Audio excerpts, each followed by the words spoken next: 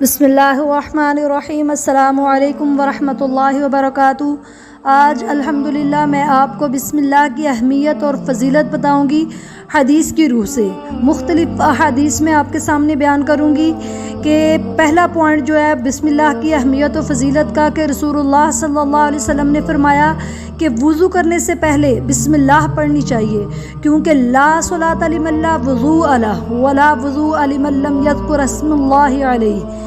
کہ اس کی نماز نہیں جس نے وضو نہیں کیا، اور اس بندے کا وضو ہی نہیں جس نے بسم اللہ نہیں پڑھی۔ تو لہٰذا جب بھی وضو کریں تو بسم اللہ پڑھنی چاہیے، خالی پوری بسم اللہ نہیں، وضو کرنے سے پہلے بسم اللہ پڑھنی چاہیے۔ اور اگر آپ غسل کر رہے ہیں، غسل فرض کر رہے ہیں، یا آپ نے وضو واش روم میں کرنا ہے، تو یہ دونوں ظاہر غسل میں بھی وضو ہے، اور ویسے بھی اگر آپ واش روم میں وضو کر رہے ہیں تو اللہ کا نام واش روم میں نہیں لیتے۔ تو اس لیے جب آپ باہر سے اندر جانے لگیں واش روم میں، تو باہر کھڑے ہو کہ جو آپ نے دعا پڑھنی ہے اس سے پہلے پڑھیں بسم اللہ، پھر کہیں اللہم انی اعوذ بک من الخبث والخبائث، ورنہ آپ کا وضو نہیں ہوگا اگر آپ نے یہ بسم اللہ پڑھ کے اندر نہیں گئے، اور اندر اگر پڑھیں گے تو وہ گناہ ہے، اندر اللہ کا نام لینا جائز نہیں، ناپاک جگہ ہے۔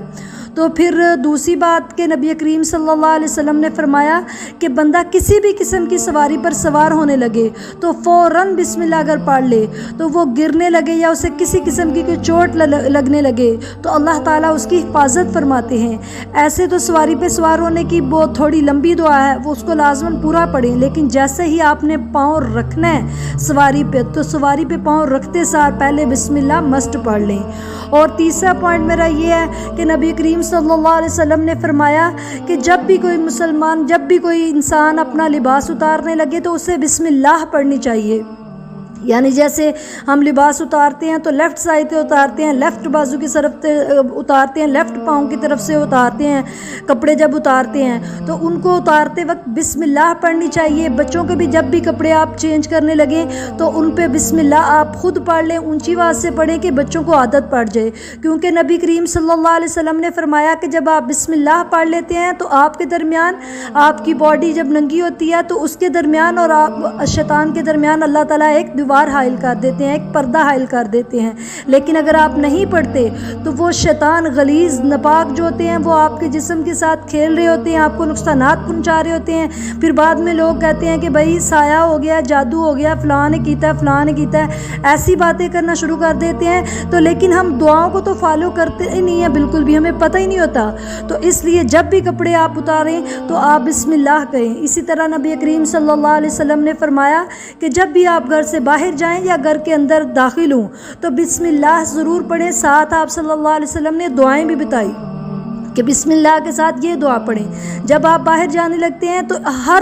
ہر دفعہ کوئی بھی انسان باہر جانے لگتا ہے تو یہ میرے نبی کریم صلی اللہ علیہ وسلم نے فرمایا کہ اس کے دروازے پہ آل ٹائم ایک شیطان جو ہوتا ہے، جو شدید نقصان پہنچانے والا شیطان ہے، وہ کھڑا رہتا ہے دروازے کے اندر،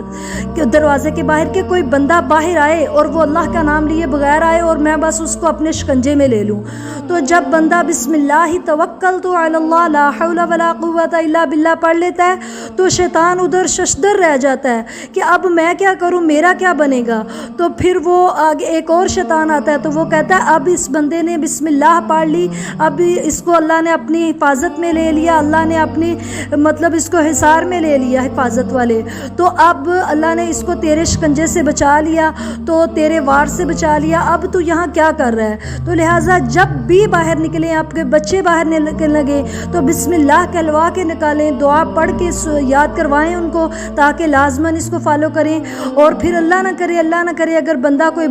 شیطان کے شکنجے میں آ گیا، باہر نکلا بسم اللہ کے بغیر، تو اسے کچھ بھی ہوا ہے، اس کی زندگی بھی کسی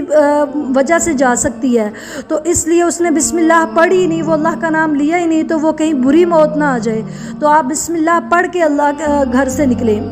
اور جب گھر میں واپس انٹر ہوں تو بسم اللہ پڑھ کے آئیں، کیونکہ نبی کریم صلی اللہ علیہ وسلم نے فرمایا کہ جب آپ گھر میں آتے ہیں تو اس کی بھی لمبی دعا ہے، لیکن بسم اللہ سب سے پہلے کہنا بہت ضروری ہے، کیونکہ اگر آپ بسم اللہ کہہ لیتے ہو تو شیطان باہر ہی رہ جاتا ہے، آپ کے گھر کے اندر نہیں آتا۔ اور اسی طرح جو ایک اور بات ہے کہ نبی کریم صلی اللہ علیہ وسلم نے فرمایا کہ جب بندہ کھانا کھاتا ہے تو وہ بسم اللہ نہیں پڑھتا تو شیطان اپنے چیلوں سے کہتا ہے کہ یہ بندہ جب باہر سے آیا تھا اس نے دعا نہیں پڑھی تھی، یہ اب کھانا کھا رہا ہے، اس نے دعا نہیں پڑھی، اس لیے ہم کھانا بھی اس کے ساتھ کھائیں گے اور رات بھی ادھر بسر کریں گے، کیونکہ اس نے تو دعا پڑھی نہیں تھی جب باہر سے آیا تھا۔ تو ہر دفعہ دعا لازماً پڑھیں تاکہ اس غلیظ ناپاک شیطان سے آپ بچ سکیں۔ اور یہ جادو، سائے، بیماریاں، جو کچھ بھی ہوتا ہے نا، یہ صرف اور صرف ہم نبی کریم صلی اللہ علیہ وسلم کی بتائی ہوئی دعاؤں کو فالو نہیں کرتے، جس کی وجہ سے وہ ہم پہ اٹیک کرتا ہے شدت سے۔ اور پھر میں ایک اور آپ کو بات بتاؤں کہ نبی کریم صلی اللہ علیہ وسلم نے فرمایا کہ جب بھی بندے کو کوئی چوٹ لگے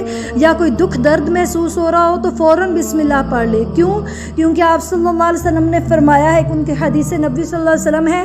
کہ آپ صلی اللہ علیہ وسلم کے پاؤں پر ایک صحابی کا پاؤں آ گیا، تو لوہے کی جوتی پہنی ہوئی تھی انہوں نے، تو سوچیں کہ اگر لوہے کی جوتی کسی نے پہنی ہو اور پورا بندے کا اس پہ وزن پڑے تو کتنی تکلیف ہوتی ہوگی، لیکن آپ صلی اللہ علیہ وسلم نے فوراً بسم اللہ کہہ لیا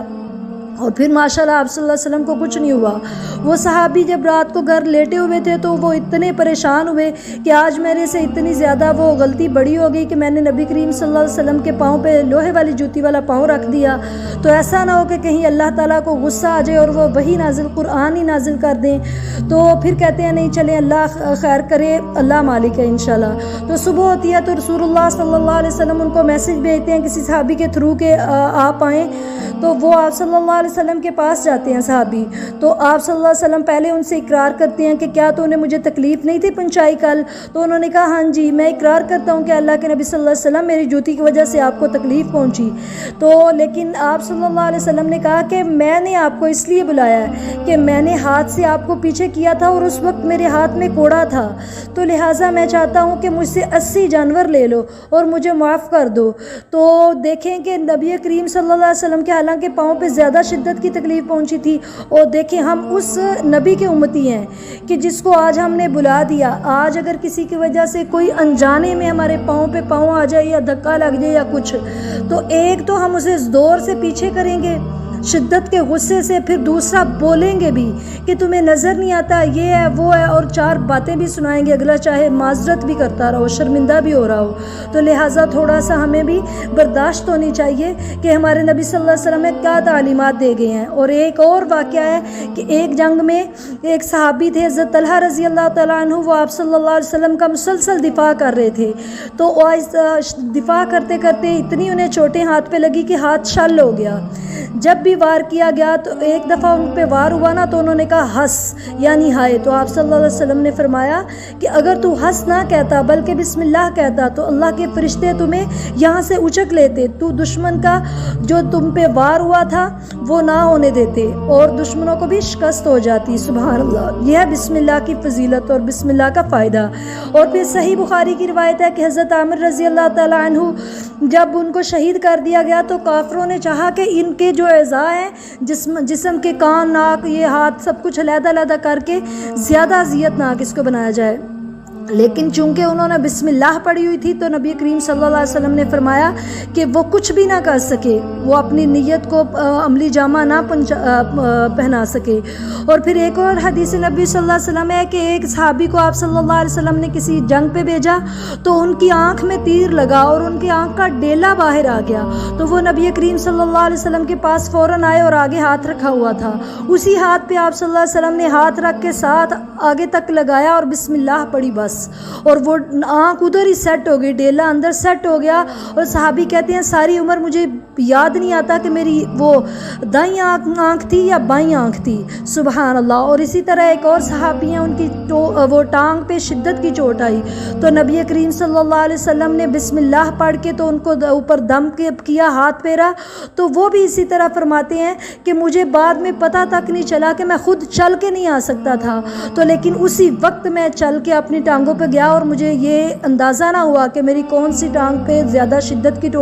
چوٹ تھی کہ میں چل نہ سکا۔ تو لہٰذا جب بھی کوئی کام کرنے لگے، ایسے کام جو نبی کریم صلی اللہ علیہ وسلم نے جہاں بسم اللہ ضروری بتائی ہے تو وہ لازماً پڑھیں تاکہ آپ شیطان سے بچ سکیں، جادو سے بچ سکیں، سایوں سے بچ سکیں، بیماریوں سے بچ سکیں۔ تو اللہ تعالی ہم سب کا حامی و ناصر ہو۔ السلام علیکم ورحمۃ اللہ وبرکاتہ۔